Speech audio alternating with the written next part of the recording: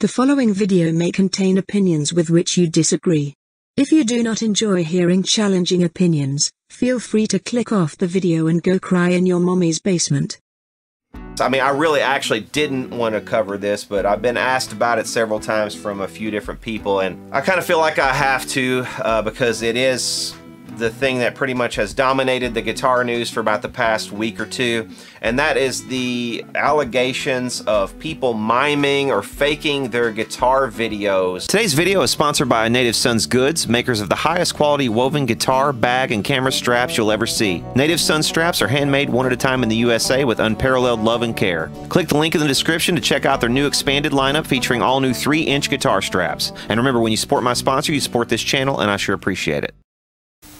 There's been a real rash of these accusations flying around. It seems to have started with this guy, Jack Gardner. I think he was one of the first, if not the first, to sort of bring this up, that all these Instagram people were, you know, faking their guitar videos. He does a pretty good job of running through how he thinks that these fakes are being accomplished. And if you want to watch his video, I'll link it down below. But they're slowing the music down, playing along with it, and then speeding it back up more or less. And there's some other trickery involved as well to basically mask how they're doing this. But essentially there are some people, they believe, that are faking these videos, and I guess there's an incentive to do that. If you think you can build a following, or if you already have a following, if you're an instructor, you're trying to sell books, or whatever it is you're trying to do to get views maybe, you know, after a while some other people started jumping on the bandwagon and making videos about how all these fakes are terrible. One of them who jumped on the bandwagon was Jared Dines. He made a video about it, which he later pulled, which honestly, dude, if you're gonna make a video, have the conviction to actually leave the video up. If you don't have conviction in what you're saying, or you're not convinced that you're right, don't put the video up in the first place. But if you have conviction in what you said, leave the video up. Why do people always take videos down? What is going on, everybody, and welcome back to the channel. So we have a controversial one today. Fake guitarists on Instagram. Who would have thought people would ever fake being good at something, right? But anyway, he accused several people of faking these videos, including this guy, one of the guitarists for Rings of Saturn, Lucas Mann. And Lucas came out with a video on December 5th. As far as I was concerned, I watched this entire video. It's like 41 minutes long, but he basically blew away all the naysayers for him not being able to play these things that he's claimed to play. And he gives several examples of why people are mistaken in thinking that he can't play these things. There was one video that was taken of him at a live show, and somebody was standing close to a monitor, and they actually do, his band, he admits, does play with backing tracks at times in some of their songs. He takes one of the parts, and his other guitar player takes another part, and then there's like, sometimes there's like a third harmony in there. Well, somebody was actually filming, and they were close to a monitor, he claims, that was playing the backing part only, and his guitar wasn't coming through that monitor, and he said, yeah, that's why it looked as if he was faking the playing, but he really wasn't, because his guitar was going through the house speakers, which were above or on, you know, on the sides of the stage or whatever.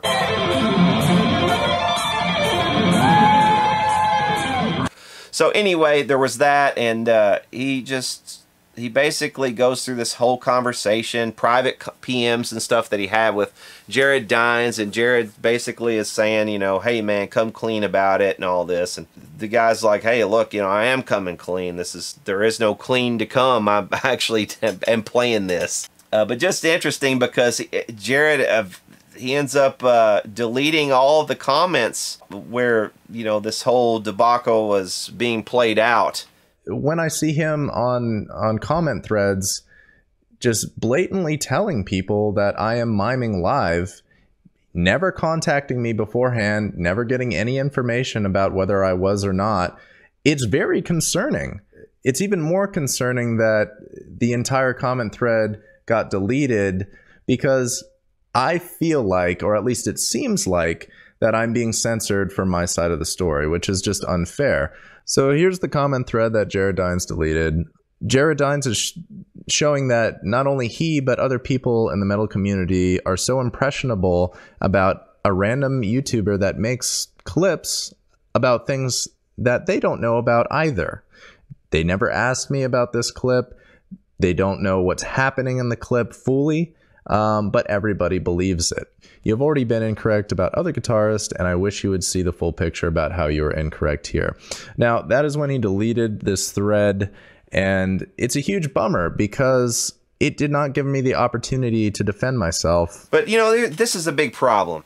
You know, one of the things that this Rings of Saturn guy touched upon is how, as a guitarist, he has a lot of anxiety, and he had to quit playing for a while because he got in a fight or something at a show. I didn't really follow all of that, but he, you know, basically stopped playing for a while because he had social anxiety, and that, you know, it just struck me as weird. You know, here's yet another shredder with social anxiety. What is it about shred guitarists and social anxiety? I know that Jared Dines himself actually put up a video in the past talking about his own anxiety and his own kind of thoughts of suicide or whatever, depression or whatever it was that he was talking about. And also Stevie T has talked about social anxiety. He actually passed up a chance to go on tour with Dragon Force because of social anxiety. He couldn't get up on stage. He's all well and good with making fun of other people who get up on stage, but he can't get up on stage himself, which is weird. I'm not accusing him of being a fake, but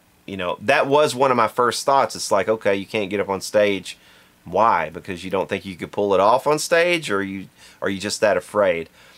But, you know, my point was, these are not the first shredders that I've heard of or known about who have social anxiety problems. What is it about the genre of shredding that gives people this anxiety? Two people I know personally that I've talked to quite a lot have this kind of anxiety that they almost can't go out of their house. And they're amazing players. I mean, I'm talking like, you know, world-class level, but it's kind of a thing where I think guitar playing has just become such a competition, just such a almost competitive sport that everybody, they're afraid to maybe be exposed, you know, for struggling to pull off some of the licks that they pull off or whatever. It's supposed to be fun, you know?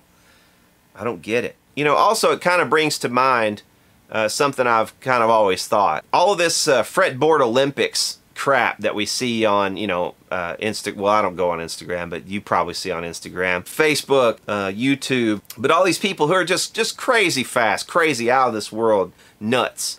You know, and even some of the famous people, like Tommy Emmanuel and people like this, who just play crazy fast and crazy stuff. So much of the time, you know, even though it's like technically amazing, it just lacks all musicality, really. You know, there's no feeling in it. And Tommy Emmanuel is also, I think, is guilty of this as well. You know, I just watched his video again earlier. Somebody had posted, and I hadn't seen it in a while. I wasn't sure which one it was. So I clicked on it. And yeah, sure enough, it was Classical Gas, you know, his version of Classical Gas. And just to me, you know, and everybody's like just falling all over themselves praising it. And it's technically incredible stuff. But to me, like the original Classical Gas, you know, from the 60s, like had just so much emotion and stuff in it.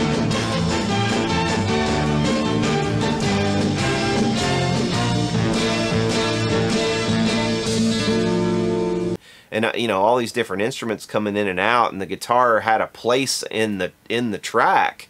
But it's like when you are trying to make up for every single other instrument that's missing, you know, and I don't know, it's like you replace the musicality of it with just flash.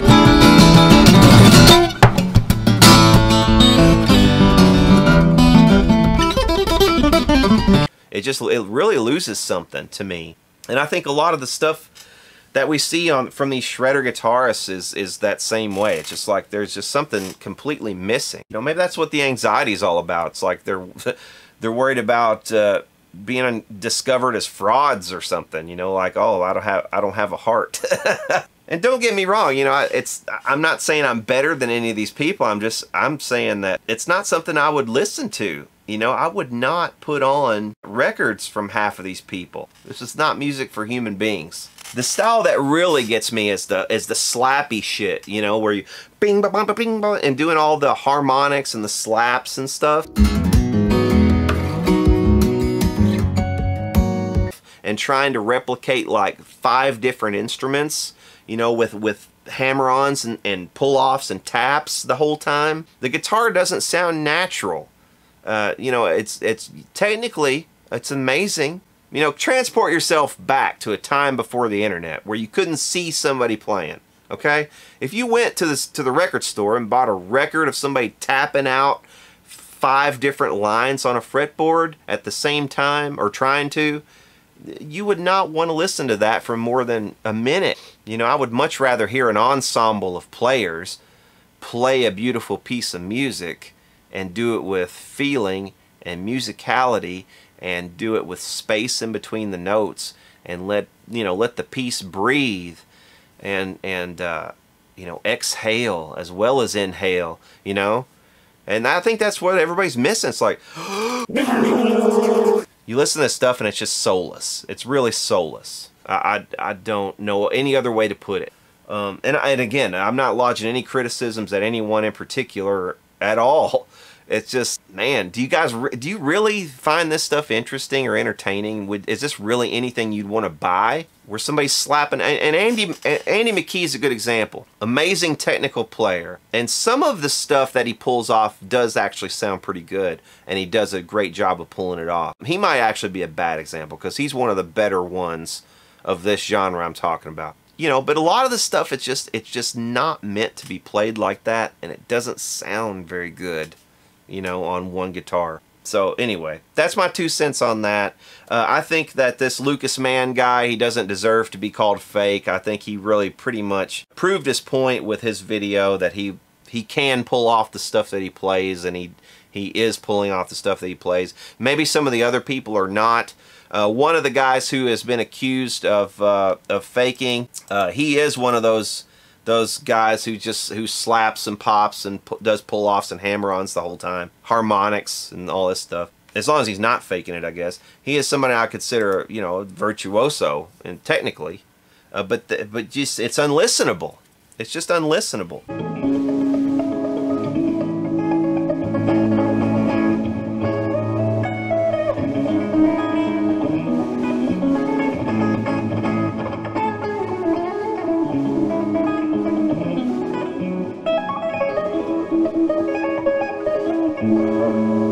It just sounds unnatural. You know, it doesn't convey very much emotion.